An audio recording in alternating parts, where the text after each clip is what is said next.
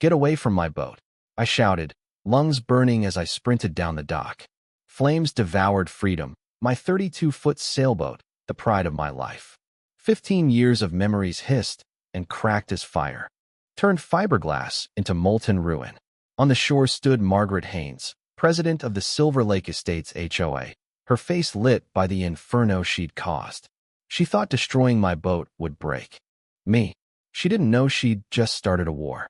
8 months earlier, I'd moved to Silver Lake Estates to start fresh after 12 years as a corporate attorney in downtown Chicago.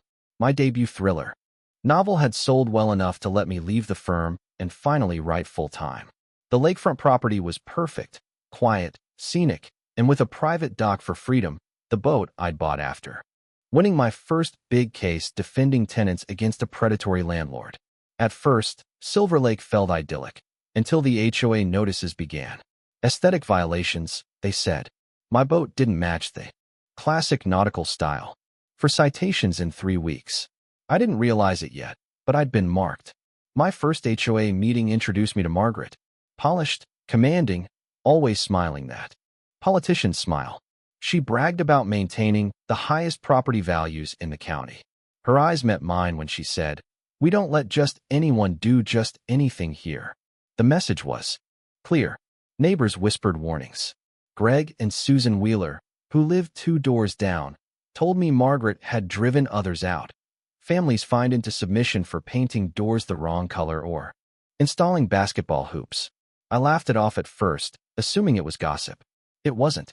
Margaret's control was absolute.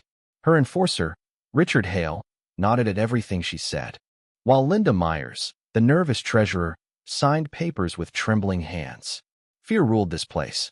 When the HOA proposed height restrictions for lakefront boats, conveniently targeting Freedom's mast, I objected, citing bylaws. Margaret dismissed me with a condescending chuckle. "Our newer residents need time to understand how things work here," she said. The room laughed. I sat down, humiliated but seething. Soon after, I found deep scratches carved into my boat's hull. Security footage showed Richard prowling the dock at 2:37 a.m. The repair cost me $3,000. When confronted, he claimed kids must have done it. That's when I started digging. Public records showed Margaret owned Haynes Development Group, a real estate firm specializing in luxury waterfront conversions. The HOA's Clean Lake Initiative, supposedly for environmental improvements, focused entirely on properties like mine, prime shoreline. It wasn't about beautification. It was about profit. A local journalist, Jennifer Clark, had been investigating similar HOA scandals. She confirmed my suspicions. Margaret had been accused of property manipulation before, forcing owners out, and flames roared to life. I screamed, but the fire consumed my boat within minutes. By morning, the official report called it an accident. The responding officer, a friend of Margaret's, dismissed my story. When I filed a police report, I received another HOA citation for lake contamination. That was the breaking point. I gathered allies, Greg and Susan, retired Judge Howard Grant, and even timid Linda. She confessed that Margaret had been issuing violations unilaterally, threatening to expose a personal loan her husband once took from the HOA fund. "She owns everyone," Linda whispered. But I finally had leverage.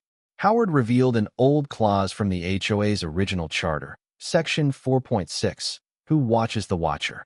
It allowed any homeowner to freeze all HOA operations and demand a full audit if misconduct was proven. Linda, guilt-ridden and tired of being controlled, handed over financial records.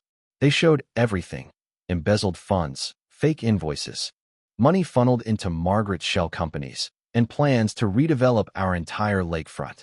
She'd been repeating the same scheme across 5 communities. With William Ross, my attorney friend, I filed a petition invoking Section 4.6 and submitted the evidence to the County Housing Authority. At the next HOA meeting, Margaret took her seat, expecting another performance of control. Instead, 2 county auditors and a district attorney's representative walked in. "All HOA operations are temporarily suspended pending investigation," they announced. Margaret's mask shattered. Within days, investigators uncovered $1.5 million in diverted funds and proof that the environmental regulations were fraudulent. Jennifer's exposé, HOA tyrant. The Silver Lake scandal made headlines across the county. Richard confessed everything, admitting Margaret had ordered him to destroy freedom. More shocking, investigators found her linked to multiple HOAs statewide, all tied to the same fraudulent network. Facing mounting evidence, Margaret fled, but she wasn't gone long. 3 nights later, she showed up at my door, face cold and perfect under the porch light. "How much do you need to disappear?" she asked sweetly, sliding an envelope across my counter. When I refused, she snapped, "I've crushed people far more powerful than you.